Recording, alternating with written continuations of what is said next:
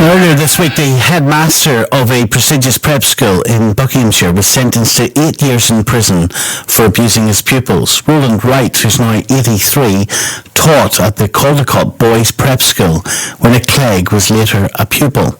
He abused boys. He is between 8 and 13, between 1959 and 1970. Two other former teachers at the school admitted offences last year. One of the first people to make a complaint against Roland Wright was Tom Perry. He came forward in 2001, decades after he was abused. And Tom is with us now. Good evening, Stephen. Good evening, Tom. First of all, thank you so much for talking to us tonight. Pleasure. Can you tell us what happened? Well, yes, to set the scene, I started attending the school when I was 8 years old. And very quickly I became rapidly addicted to sport. Sport was a terribly important feature of the school. And I sort of pretty much excelled at rugby. I took to rugby like there was no business at all. And I noticed that the rugby players were really the stars in this school. They wore blue tassels in their socks. They were treated as an elite.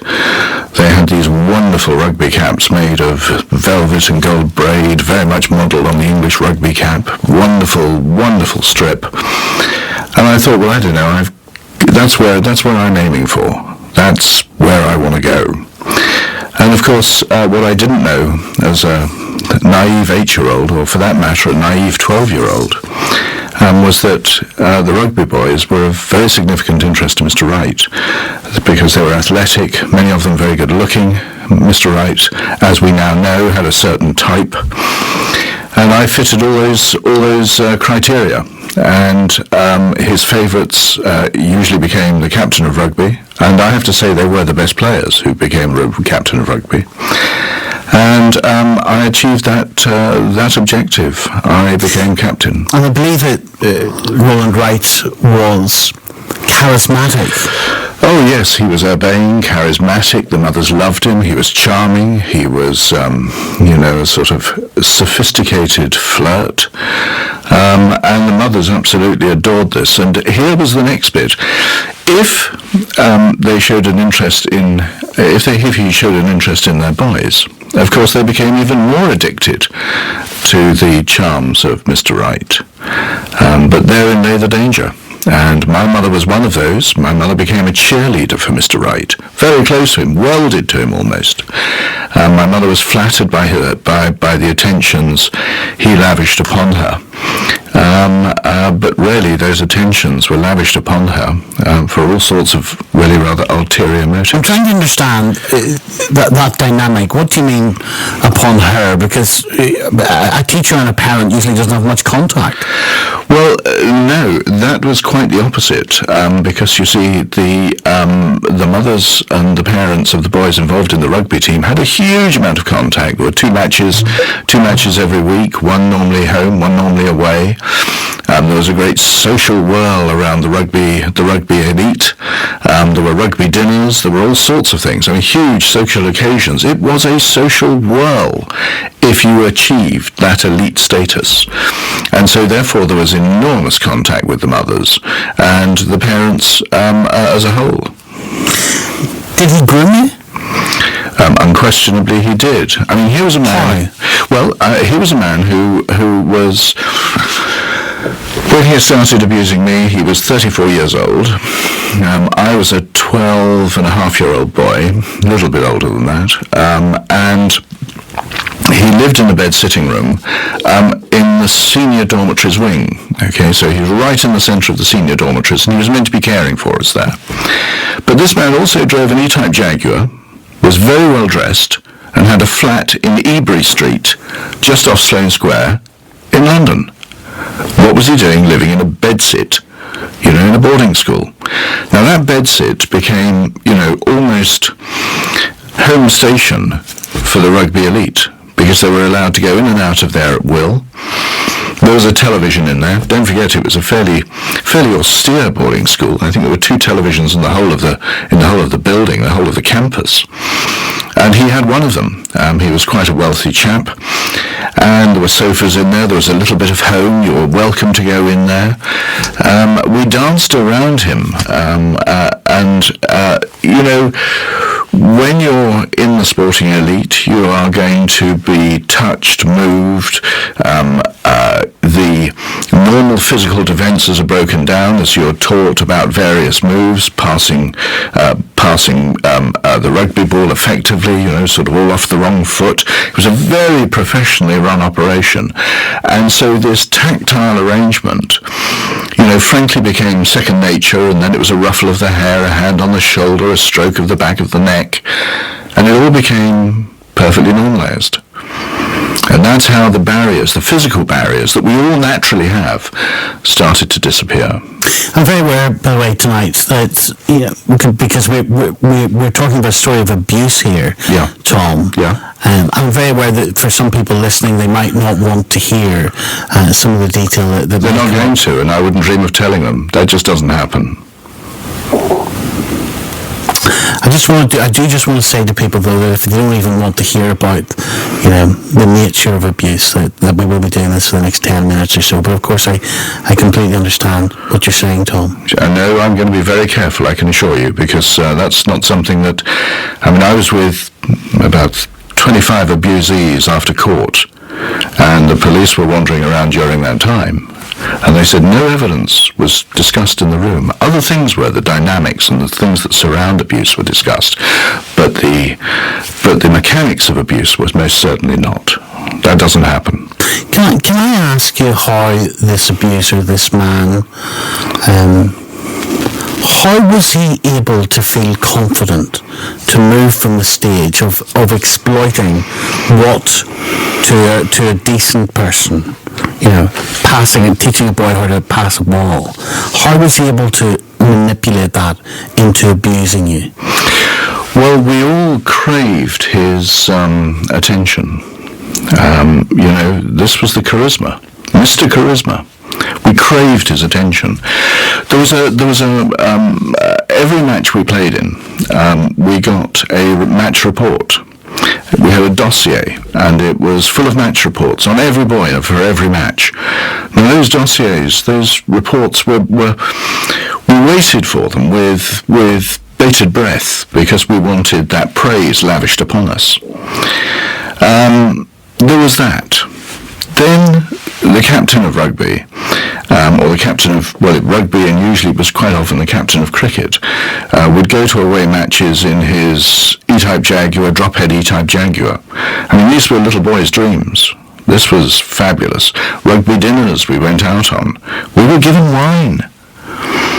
It was just intoxicating. We were built up. We were dressed like dolls as well. And this teacher with the charisma and the manipulative characteristics that is so often indicative of an abuser. Yeah.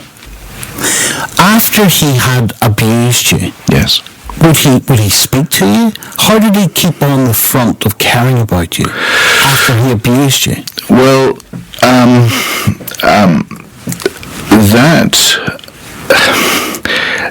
there's a very interesting thing. This is going to make some people feel very uncomfortable. But look, I just want to tell you my opinion, and it's shared with many others, or by many others. This is going to sound very strange, so roll with it. It's just language that is different and that you haven't heard. I was serially abused, repeatedly.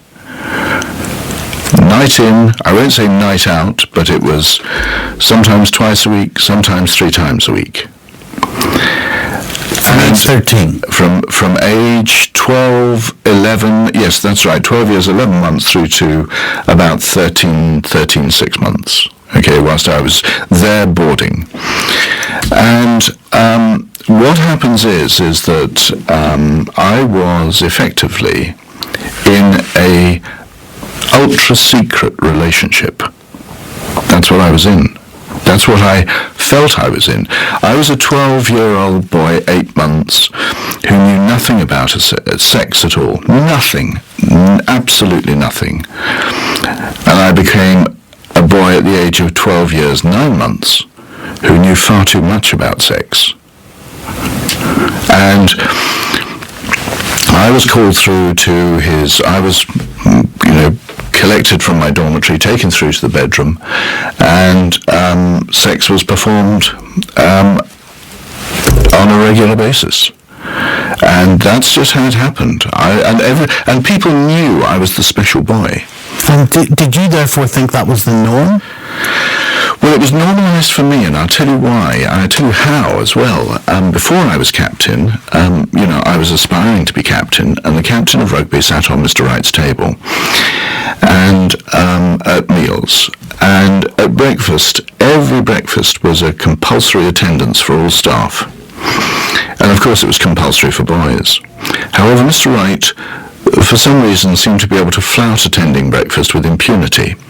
And I regularly saw the captain, who was my hero and was, with us after sentencing. I saw him regularly take a cup of tea up to Mr. Wright's room and never return. And my then 11-year-old mind said, well, if I become captain, I'm going to have to do that. Well, and I thought nothing more of it, because my mind couldn't get there, because I knew nothing of what might have been happening. Did you face him in court? I did face him in court. I faced him in court twice, because the first jury, quite staggeringly, it was a hung jury, and quite how that happened, nobody has any idea. In the second trial, it was a unanimous verdict on all charges. I was there as a witness, and he was the closest person to me, apart from the prosecuting QC, because he was not sitting in the dock. Did that bother me? Not at all. Did he make eye contact? No, he never made eye contact with me. No. How do you spot someone like that? Can you? No, you don't. They don't wear badges. They're non-identifiable, and that's part of the problem. However, there are some telltale signs in the grooming process, and that's not something that's greatly understood, and that is something which, I'm agitating about insofar as things like mandatory reporting are concerned, which You're campaigning for that? I am campaigning for that like you wouldn't believe. This is when people who don't report child abuse could face criminal charges. Well, yes, but actually that's looking at the wrong end of the telescope, because very simply, if you want to change culture within a regulated activity, which is a school, hospital, sports organisation, faith setting, you have to have the spine of law, which says you must report, because what you're then doing is you're removing many decisions that staff are having to make at the moment, are being expected to make, when they're ill-equipped to do so. We want a report to be made so that it goes to the local authority, which is meant to happen at the moment. All this is meant to happen. It's hardly new and rocket science, this. But it's guidance at the moment. It's guidance. You've got it in one. And guidance. Look, and guidance says you should do this. Well, look, I should lose weight. I should take more exercise. I should perhaps drink less. But, I don't. And that, I'm afraid, is the same with child protection. You should do it. Well, great. What does that mean? Do you think Wright showed any remorse at the trial? None. He didn't flinch when the verdict was handed down to him, and he didn't flinch yesterday when he was told he was getting 8 years in prison. He's 83. He's 83. So he'd be lucky to come out alive. Do you care? Personally, I have to say, it doesn't bother me. He's serving an 8-year sentence. I'm serving a life sentence. What is the long-lasting impact of abuse on you? Profound. Profound. I think I'll leave it there. But it is profound. Let me just tell you about a friend who's one of our number. He ended up a 6'3" heroin addict on the streets of Edinburgh. He was with me after sentencing. He's got his life back together again. I mean, he really has. He had his stomach pumped for the first time when he was 14. He was an alcoholic and a heroin addict. And he's managed to remain upright, and he's now got convictions. He was abused by 3 men at the school. I mean, this was just a child abuse factory. And it would have been helped when I was taking tea up, or when the predecessor captain who I saw was taking tea up, that the staff in that school had reported. They must have known, because they could see it. I saw it and knew that this is what I'd have to do. And the captain never returning. And then we discovered, actually, and here's the extraordinary thing, Stephen. We then discovered, because I've been at this for quite some time, we then discovered that Mr. Wright in 1963 had acquired an interest in the school. He was therefore untouchable. Because if you reported on Mr. Wright, you wouldn't last very long. You'd be out of a job, because currently, then as now, if you're going to report child abuse, by default you're a whistleblower. And whistleblowers don't have a good lifespan. I know it takes a lot to speak about something that is so personal, Tom, and I really appreciate it. I'm glad that man is where he belongs. And all I can say is I hope your listeners will go and look at Mandate Now, which is our petition website to get mandatory reporting introduced. Thank you, Tom. My pleasure, Stephen.